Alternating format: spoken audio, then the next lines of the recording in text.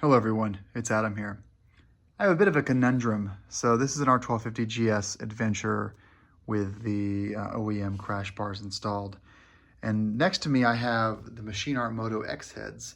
The problem is, and it's weird because I thought they didn't used to do this. The X heads used to come with two sets of instructions, one for the 1250, one for the 1250 Adventure, or sorry, 1200, but you get the point. And I believe the 1200 Adventure instructions used to say, before you install the X heads, that you have to loosen up the OEM crash bars here and then somewhere over there. And then also you'll have to go in here and unscrew this right here and here and screw these bumpers. And then you can slide the X heads into place. But they don't say that. They just show it being installed on a normal 1250. Let me look at their instructions and I'll get right back to you, like on their website. So maybe I'm inept, but I can't find any instructions for the Adventure model. Here's what I'll tell you, just based on pictures I saw. This can actually be retained. You don't need to remove this, but you are going to need to like extremely loosen the lower crash bars or just remove it completely.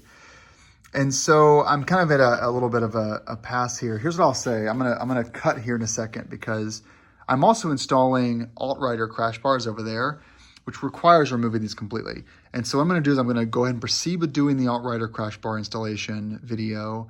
And then after the alt-rider crash bars are installed, I'm gonna do a separate video installing the X heads because the X heads then just go right on with the alt-rider crash bars installed. I feel like I'm doing a disservice to people with Adventures, but I'll just let you know that if you have an Adventure and you're doing the X head install, just remove, there's a T45 here. These are T40s, just under this bottom one. You can keep the top one in place. You can let that just dangle. And then you have another bolt here, right there. And then finally another bolt there. That's how you remove the OEM bars. I was to say, remove one or two of those, just enough to get it to, or loosen them all up so you can get enough space to slide the X head in there because that's the only way to do it. Sorry, I tried, but I'll do a video with the alt-riders installed and we'll go from there. So you have a forward bolt here, which is a T50. You have another forward bolt right here, which is another T50. Up top, you have a T40 into that white frame. And then you see this dangling. This is the auxiliary light for the GSA. If you have a premium model, you'll have that. Before you unhook the crash bar, you're gonna wanna take a pick and unfasten both of these that are holding the auxiliary light in there. The last thing you're gonna unhook is a T40, which is mounting the lower to the upper, which goes into right there. So you can see below we have all our bolts present and the lower crash bar is off. Okay, next step. Grab your Torx 25 and you're gonna remove this. You're also gonna go underneath, you're gonna notice there are a couple of, really doing the audio quality today, there's a couple of more T25 holes underneath here. So that's where your X head's gonna fasten into. So you'll reuse that OEM bolt for the top, and they're gonna include two Torx bolts for the bottom. So I was wrong on what I said there. It does not retain that cover. And so now you have your spark plug here, a bunch of really important electronics. There's your T25 hole there. And so we're just going to take this and throw it over. This does not say to use thread locker. I'm not going to on the top bolt. Look at that, that's beautiful, huh? I'm not gonna use the top bolt, but I will for the bottom bolts because I'm a weirdo. But yeah, that's honestly BMW, this should just be how your bikes come. You're like touring or adventure models. They should just come this way. I love that MachineArt Moto exists. I'm sure they're happy to be a thriving business, but BMW should just make these this way. It's very like KTM 790, 890 of them, or SAR 1290 now does this. Like, they've done some cool things with the fuel tanks. But they've used really this kind of material for their fuel tanks. And, so it's not as a problem when you're laying the bike over.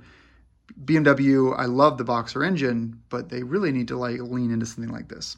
All right, very easy install, by the way. So now you're going to first do these lower T25s. I'm putting thread locker on them, and then upper. And then when I say thread locker, we're like medium strength. A couple tips here. So especially for the bottom ones, I would say don't tighten any of these up until you have good like 8 or 9 threads on each of the 3 bolts. These are the 3 T25s they include. They're a bit longer than the OEM. And last thing is, on the bottom, you really want to like grab this X head and really pull it into the motor. Obviously the bike should be cold, not hot, but pull it really tight in the motor. Do not start threading these bolts until you can see the entire hole through the opening there. If you don't see half the hole or of the actual like capture for the bolt, don't start screwing in yet because you're probably going to cross thread. So just grab the meat of this. This is kind of rubber, so it kind of is tensile, but grab it and really squeeze it in there until you see the whole opening exposed, and then start screwing into. Oh, the last thing, torque spec. I think it's like 8 or 10 Newton meters. So you are screwing into a soft nylon, and so don't tighten this down in excess. Just, you know, give it a nice couple of turns. Once you bottom out, give it an 1/8 or 1/4 of a turn, and you're done. This is kind of constantly pulling back on that bolt. These aren't going to back out. Do not send it with these because you're going to have some problems. All right, everyone. This is a very easy install, and the other side is just the exact same way. Thanks so much for watching. Ride safe.